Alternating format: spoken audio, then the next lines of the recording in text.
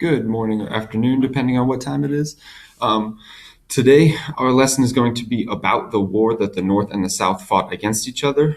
And that's going to be really the culminating idea of what happened because of the conflict between the North and the South over slavery.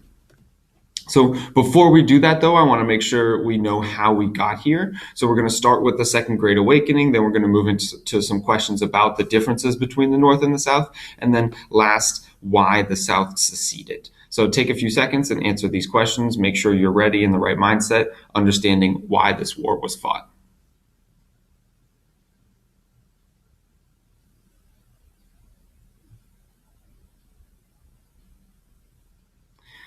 So moving on, now we've got the North and the South who are fighting against each other.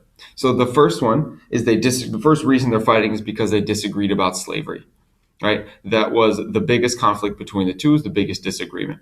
The second was like the immediate reason that this war started happening was that Lincoln got elected president. The South was worried that he got elected because they thought that he would abolish slavery. So then they decided to make their own country and secede from the Union. So there were two sides in this war. There was the North and the South. The North uses they use different words and different names for things. So just to make sure you're on the right track, make sure you know what's going on. The North was called the Union. They for some reason they decided to call themselves the Union instead of the North. They were referring to themselves as the Union of the United States. Their color is blue. You're going to see them in videos as always wearing this blue color. And they used the American flag because they were saying, we are the United States of America and you are trying to leave us. We're not going to let you leave. We want you to stay.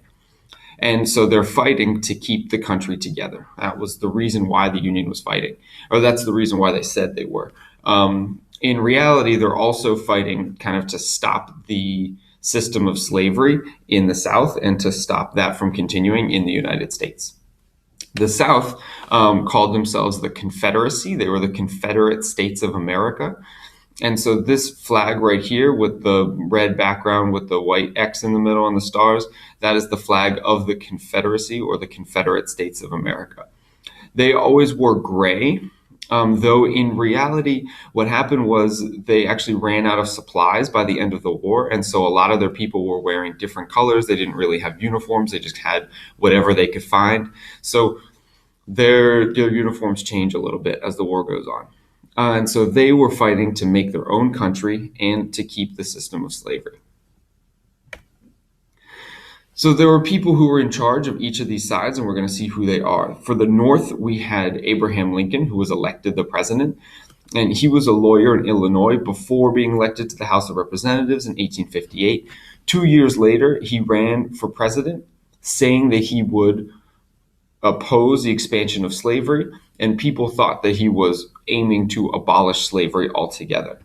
So his position during the war was he was president of the Union throughout the Civil War, and he abolished slavery with his Emancipation Proclamation. The next one is Jefferson Davis. Make sure you're filling these in on your notes, by the way. Jefferson Davis, shouldn't say was fought. Jefferson Davis fought in the Mexican-American War, and then he was elected as a senator. He actually didn't want to secede, but he did think that the states should be allowed to leave the Union if they wanted to keep slavery. So he ended up being the president of the Confederate States, the president of the South during the Civil War. The general of the Union Army, the guy who was in charge of the soldiers right under Abraham Lincoln, his name was Ulysses S. Grant. He was the general who commanded the Union soldiers during the Civil War. He is one of the most famous generals of all time because of his many victories. He became really famous later and was elected president of the United States. Grant actually, you'll see there's nothing in New Orleans that's named after Grant because New Orleans and Louisiana were part of the South. So they didn't really like Grant and they didn't like Lincoln either. So nothing in the US or in Louisiana is going to be named after these guys. What they are going to be named after, though, are Jefferson Davis and then especially Robert E. Lee. There's a Lee Circle in New Orleans. There's Jefferson Davis Street. All these things are named after the Confederate generals and not the Union generals, because Louisiana was part of the South. So Robert E. Lee was the general of the Confederate or Southern Army during the Civil War.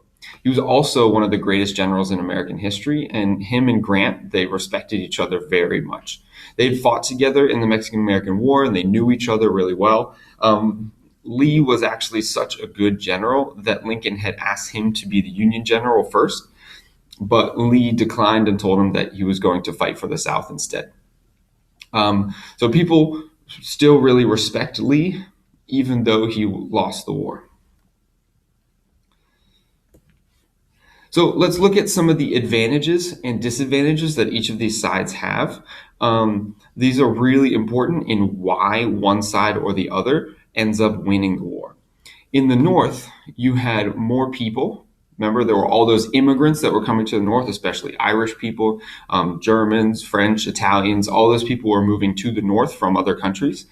And so more people means that they have more soldiers. And that's going to have a huge advantage on the battlefield. The North also had more railroads, which meant that they could move their troops faster and they could have more troops in each battle. So not only did they have more people in general, but they could also move their troops around and get to where the South was so they could fight them. The North also had more industry or more factories. Remember, the South's economy was more agricultural. They grew crops, whereas the North had factories. And so what they did was they took those factories and instead of making things like cars and shirts, they turned them into making guns and uniforms for soldiers. So the North's whole economy pumps out stuff to help out their army, whereas the South doesn't have anything to build those guns or create those uniforms. North also had more telegraph lines. The South had some, but not very many compared to the North. So that meant that their generals could communicate faster. They knew everything that was going on with each other. It turns into a huge advantage during the war. The last thing that the North had more control of was they had a bigger navy, which meant that they could control the water, that was the rivers and the oceans. So the North developed what were called ironclads, which are these boats right here and this one right here. So they would take a boat and they would literally just cover the sides with iron so that when the South shot cannons at it, then it wouldn't even hurt the boat and the North could just shoot the cannons right back at them however they felt without any danger. So the North ended up controlling all of the water, and that's what this cartoon is right here. Scott was the admiral for the Union Army for the North, and so he took his boats and really just wrapped them all the way around the South and made it so that the South couldn't get any imports. They couldn't bring any guns in. They couldn't send their stuff out to sell them for money. So the South was just constricted and couldn't do anything to fight against the North. The South did have a few advantages. The Confederates were fighting on their own land, so the Confederates knew the land better. They really had like home turf advantage. These were their backyards that they were fighting in because the North had to invade and attack. So it turned out to be an advantage for them. It wasn't quite enough. South also had better leaders and soldiers. Robert E. Lee especially is like the big example of how the Confederate leaders themselves were better generals and understood military tactics better than the North did. So halfway through the war, Abraham Lincoln releases what's called the Emancipation Proclamation. That was in 1863. So he's going to tell all the slaves living in the South that according to him and according to the government of the United States, they are free citizens. So emancipation means freedom, and proclamation means he's proclaiming that to the land so everybody knows it. So with that, he freed all the slaves in the South, but because they were under the control of the Confederate government, which had seceded and made its own government, that they weren't free right away. But he said if the Union Army can get to them, then the Union will give them a job in the army. So not only are they going to say you are free now, but you can also have a gun and you can fight against the Confederates, the people who used to be your slave owners.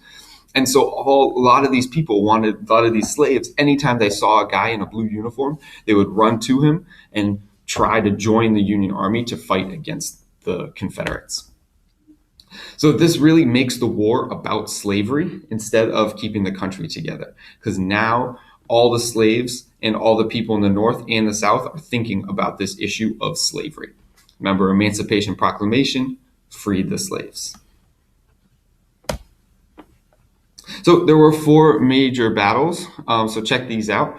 There were lots of other ones, and actually the Civil War is the bloodiest war in American history. More Americans died in the Civil War than any other war. So the first big battle is called the Battle of Bull Run, and the Confederates, or the South, win. And that's going to really surprise a lot of people, because people thought the Union would win, but now people are on their back foot and they know that the Union has to make something up.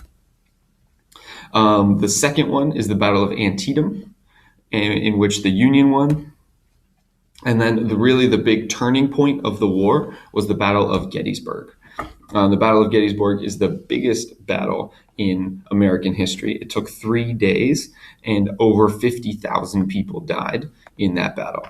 The Union won and really turned the South back and put them on the defensive, and from then on, the Union won the war.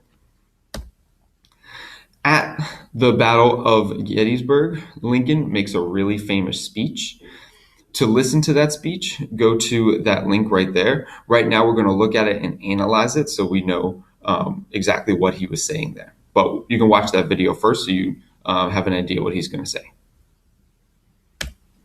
So he said that, and hopefully you read that already, but so 7 years ago, this happened. Our fathers brought forth on this continent a new nation, conceived in liberty and dedicated to the proposition that all men are created equal. So he's already talking about all men being equal. So what is it he's saying about the South? Right, he's saying the South was not treating slaves as equal people, so there was something wrong with that, and it doesn't belong in our country. So we're now engaged in the Great Civil War, testing whether that nation or any nation so conceived and so dedicated can long endure. We're met on a great battlefield of that war. We have come to dedicate a portion of that field as a final resting place for those who here gave their lives that the nation might live. So he's talking about the whole nation. He says any nation so conceived and so dedicated can long endure, can last very long. He wants the nation to live. So what is he worried about here? What's he worried about when he says the nation? Exactly, he's worried the nation is falling apart because the South is trying to leave. So he wants to keep them together.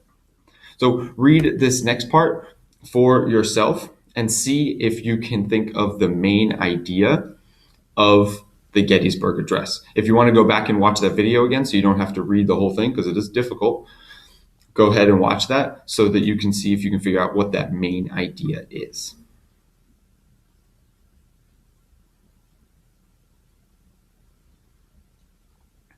Exactly. He's trying to say we need to keep the country together and honor that all people are equal and all people should have equal rights. That's what he's saying.